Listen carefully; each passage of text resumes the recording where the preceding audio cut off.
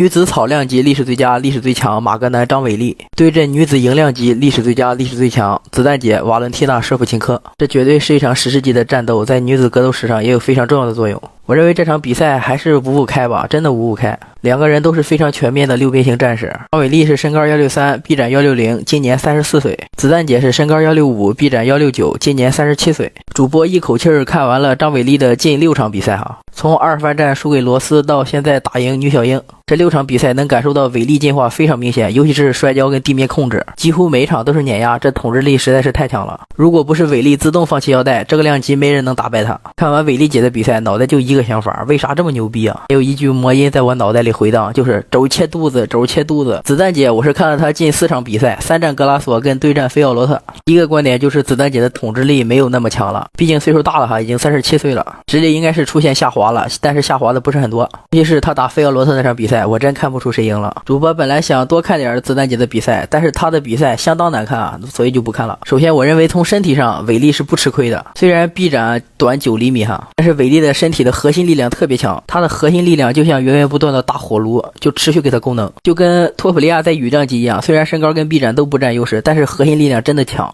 伟丽的身体就跟托普利亚差不多，短小精炼，虽然从体格上哈绝对是子弹体格大，但是从力量上，特别是核心力量，伟丽有绝对的优势。差的话就差在静态天赋哈。然后再分析一下技术哈，伟丽的战力很强哈，她的武器库非常丰富，拳腿膝肘都特别好，而且启动特别快，打击也非常的立体，但是架不住伟丽的小毛病特别多。就比如说她那个报价中线非常开，吃了很多后手迎击拳，她老是爱出那个低扫腿，一出低扫腿就吃迎击，一出低扫腿就吃迎击。再看子弹哈，子弹是踢拳世界冠军啊，子弹的战力可打进攻，可打防反，而且打法也非常的猥琐，还有一手不错的精准，而且他打近身的乱战也没咋吃过亏。最主要是子弹以拳换腿打得非常好，特别是他打菲奥罗特的时候，我认为从战力上来说子弹要更强，而且强的不是一点。但是我认为这场比赛的决胜点还是在地面。首先子弹的摔跤我认为并不是很出色，但是他的防摔很好，就比如说他摔格拉索摔得很轻松，主要是那格拉索都不防摔，而且报价拿得那么高，全是丢重心，特别好摔。伟丽的摔跤可以，但是他的摔跤有前摇，就是伟丽虽然是强力型摔跤手，但是他的臂展实在是太短了，也就是说他比较吃距离啊，就是想直接摔的话肯定会进子弹的攻击范围，但是伟丽很聪明，他经常用假动作，一下子一晃就进去了。就只要到了地面，我认为伟丽是小优的，就比如说子弹的地面偏控制更猥琐，一撵你就是一回合，没事拿小拳头偷你2拳。子弹的柔术可以哈，比如说他打格拉索的时候，他过腿挺丝滑的，